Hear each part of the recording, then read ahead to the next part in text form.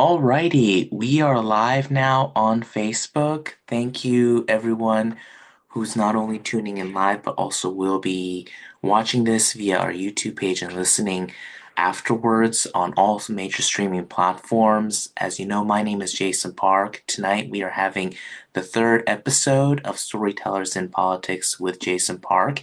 And tonight we are so honored to have an amazing guest here with us. My first question for Josh, let's jump right in, is what is the role of tech and digital modernization when Democrats have to operate with less resources and less power compared to the other side of the aisle?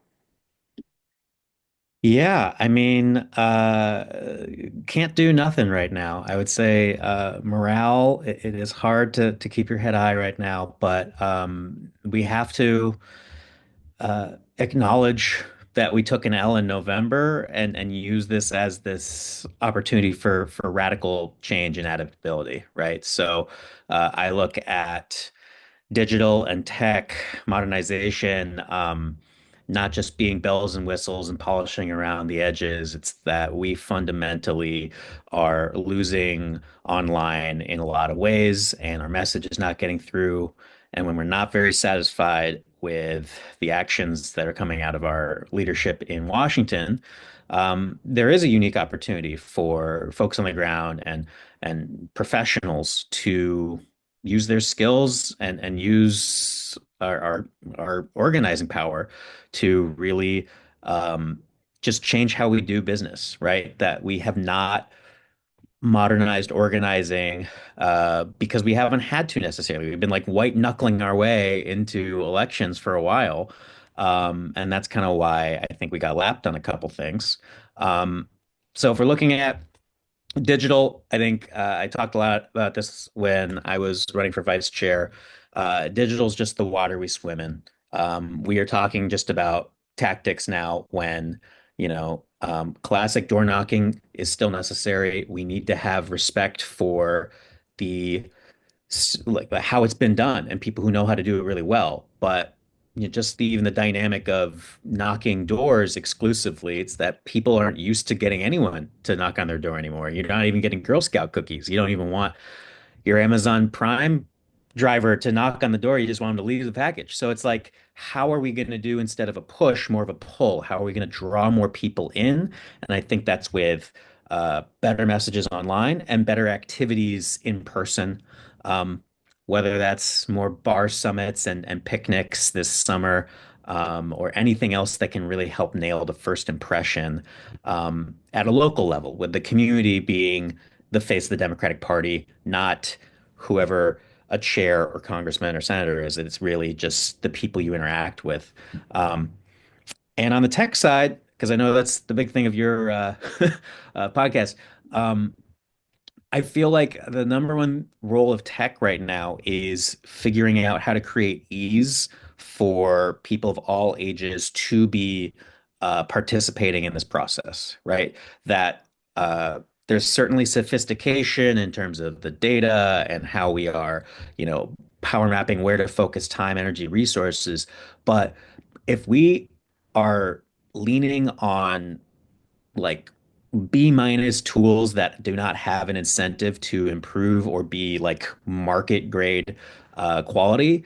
Um, and an 80-year-old volunteer doesn't know how to operate it, then we are going to continue to have problems. It's that everything needs to be pretty plug and play. You can be extremely sophisticated and still be smarter about UX, and I don't think we think about that enough with what we're asking of our volunteers and of our, you know, campaign leadership that frankly didn't come out of a computer science degree. Now that's fascinating because we certainly see that pulling people into their messaging is something that the other side has already been working on. And from my point of view, I think what you just brought up is really important because, in my personal frank opinion, I think Democrats need to play a bit of catch up in that area.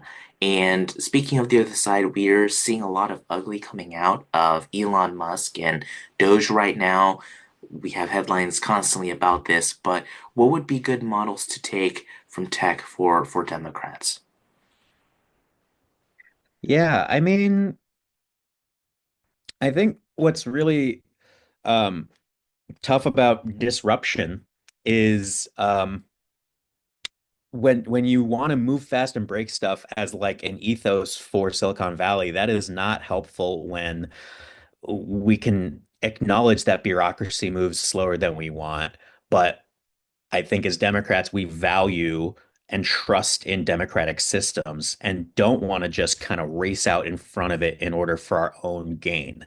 Um, it's tough to recognize that we like to try and play by the rules and honor what a fair shake means, and there's another side right now that is ready to stretch the limits as far and as often as it serves them.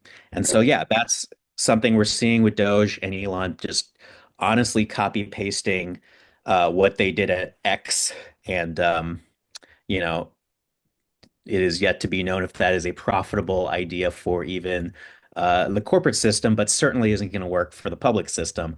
And, they gave us the whole playbook from Project 2025. It's actually one of the most saddening things to me is that, it's a level one boss battle. They've telegraphed all their plays, and we still can't really stand up to it right now. And so if I'm to think of what can we actually take from um, Silicon Valley virtues and just what that initial tech boom offered.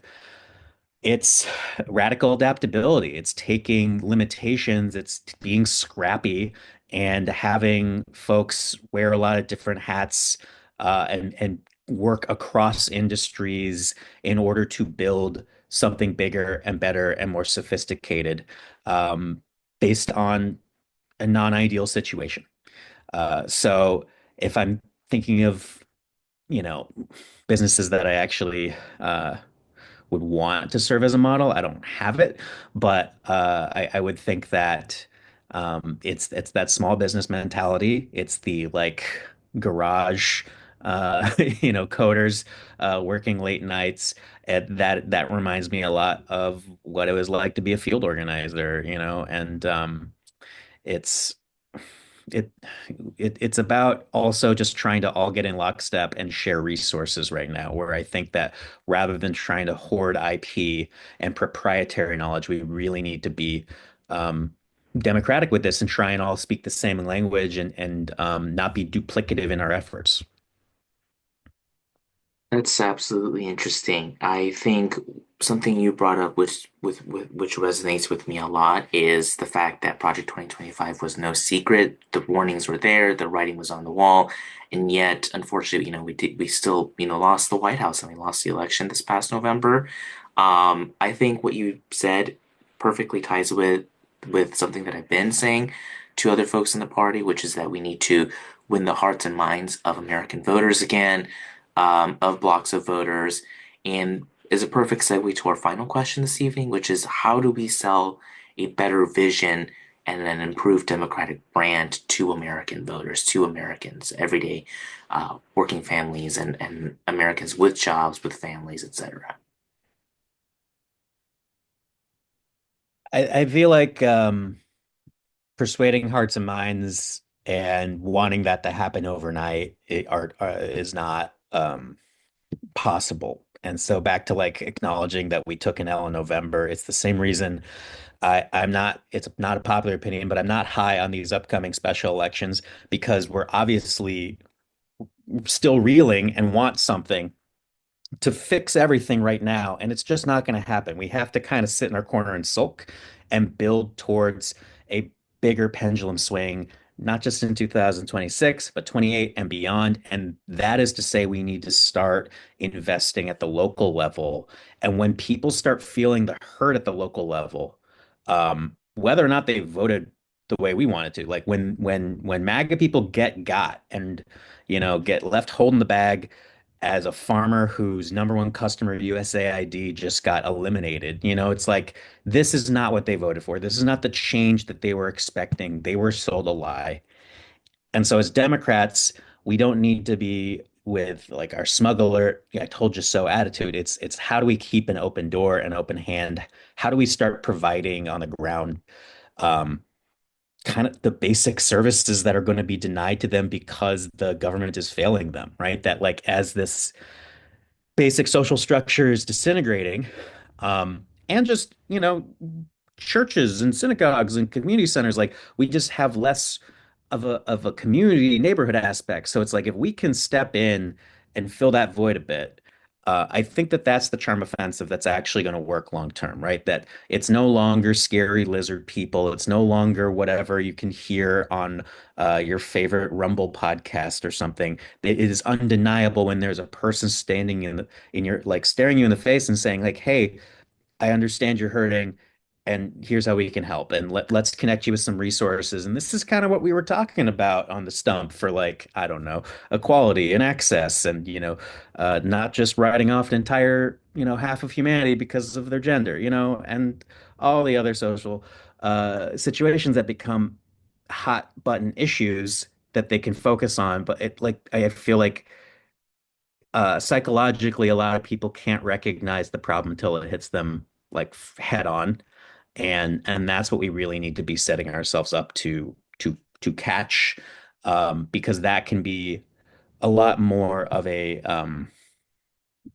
influential moment of growth than any number of ads we're going to put out, any specific message. It's that there's going to be some organizer that connects with them, or the fact that our democratic leadership is willing to show up and make house calls, and not just stick to the fundraisers on the coasts. Well, definitely a moment of reflection and growth for our party too, overall. So thank you again for your time tonight. Josh, what is a good way that folks listening to this podcast can stay in touch with you, can stay connected to you, and support the work that you're doing? Sure. JBurst OFA on Instagram. Just email me, josh@joshbursting.com for all your Josh Burstein needs. I got a little creative collective called Good Political, and that's how we try and help emerging organizations, first-time candidates, and really want to go state by state this next couple years and help everyone get better at storytelling and politics. Awesome. And obviously, folks, please subscribe and follow to Storytellers in Politics with Jason Park. Thank you so much for joining us. And thank you for Joshua for joining this conversation. Have a good rest of your night. Thank you, everyone.